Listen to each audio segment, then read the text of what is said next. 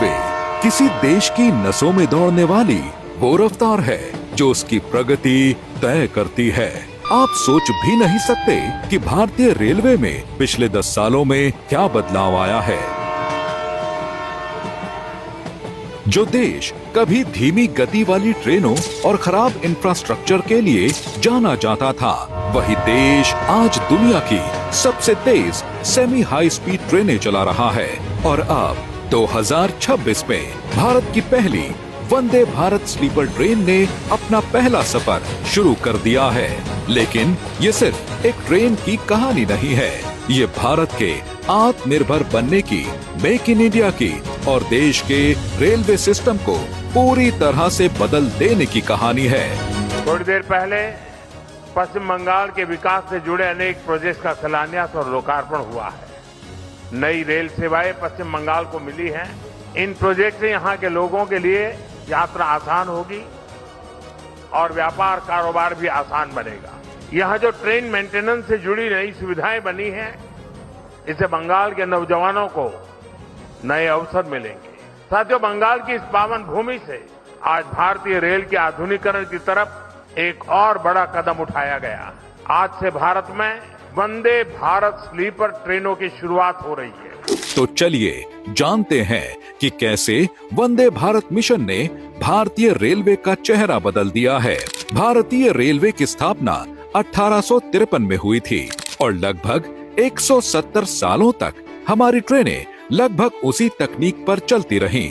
जब दुनिया में जापान ने 1964 में बुलेट ट्रेन शुरू कर दी, चीन ने 2008 में अपना हाई स्पीड रेल नेटवर्क बना लिया, यूरोप में टीजीवी और आईसीई जैसी ट्रेनें चल रही थी, तब भी भारत अपने पुराने डिब्बों और धीमी ट्रेनों पर निर्भर था।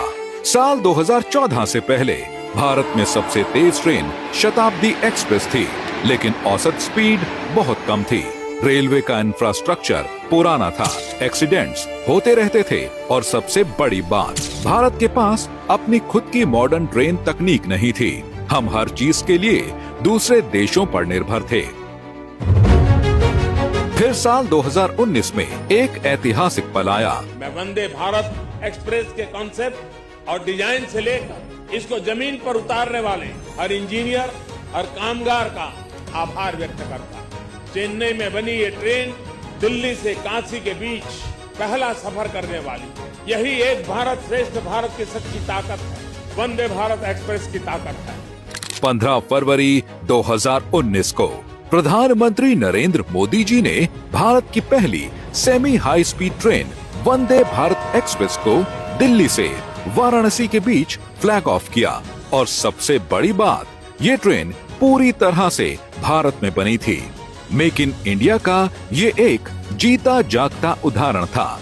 लेकिन वंदे भारत सिर्फ एक ट्रेन नहीं थी, ये एक विजन थी जो भारत के ट्रेन ट्रैवल के पूरे अनुभव को बदलने वाली थी।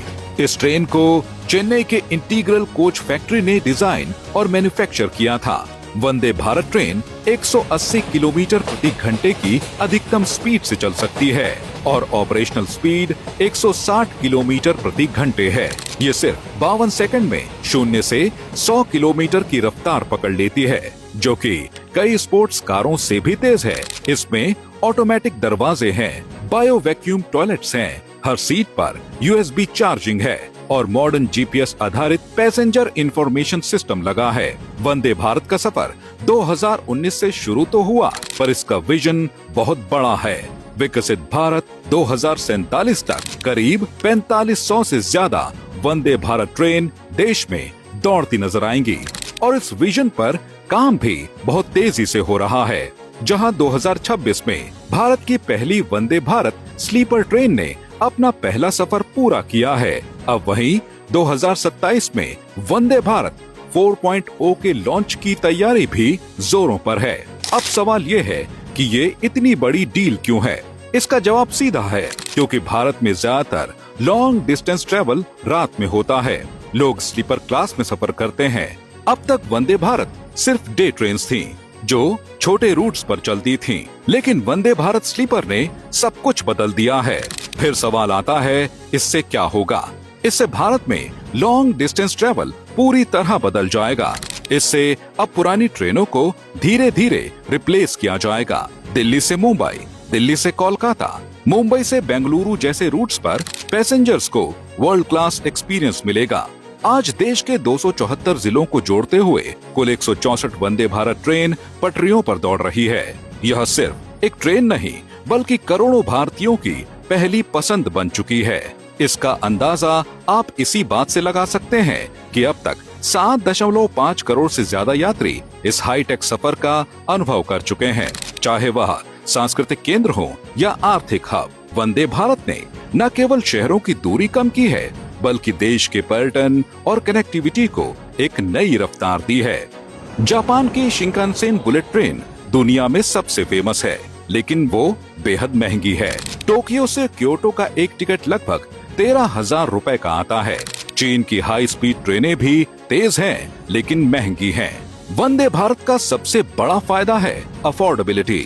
दिल्ली से वाराणसी का वंदे भारत का एक टिकट लगभग 1600 से 2500 रुपए में मिलता है, जो कि मिडिल क्लास के लिए बिल्कुल सही है। मोदी सरकार ने ये सुनिश्चित किया है कि वर्ल्ड क्लास सुविधाएं आम आदमी तक पहुँचे।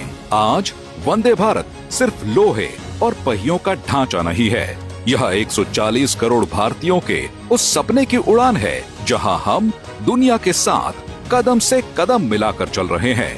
मोदी सरकार का यह विजन निस्वार्थ भाव से रेलवे का कायाकल्प करने के लिए समर्पित है। आज जब एक आम भारतीय वंदे भारत के दरवाजे पर खड़ा होता है तो उसे एहसास होता है कि उसका देश बदल रहा है। यह रफ्तार है विकसित भारत की, यह रफ्तार है आपकी और हमारी।